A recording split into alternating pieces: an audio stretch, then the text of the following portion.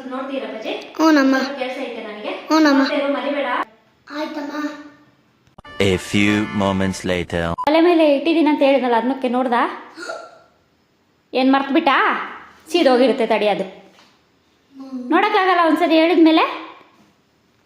ಅಮ್ಮ ಏನಾಗೈತಮ್ಮ? ನೋಡಪ್ಪಾಜಿ, ನಾನು ಹೇಳಿದ್ದಿಲ್ಲ ನೋಡ್ಕೊಂಡಿರೋ ಅಂತ, ನೋಡಿ ಹೆಂಗೆ ಸೀದೋಗಿದ್ದೆ. ಇವಾಗ ಏನು ಮಾಡೋದು?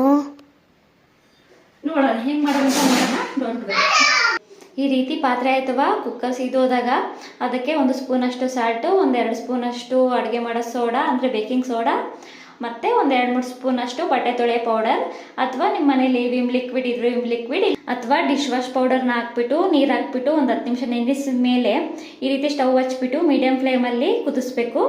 5 ಮಿನಿಟ್ಸ್ ಮೀಡಿಯಮ್ ಫ್ಲೇಮಲ್ಲಿ ಕುದಿಸಿದ ಮೇಲೆ ಮತ್ತೆ ಹೈ ಫ್ಲೇಮಲ್ಲಿ ಇಟ್ಬಿಟ್ಟು ಈ ರೀತಿ ಸ್ಪೂನಲ್ಲಿ ಕಲಿಸ್ಕೊಂತ ಕುದಿಸ್ಕೋಬೇಕು.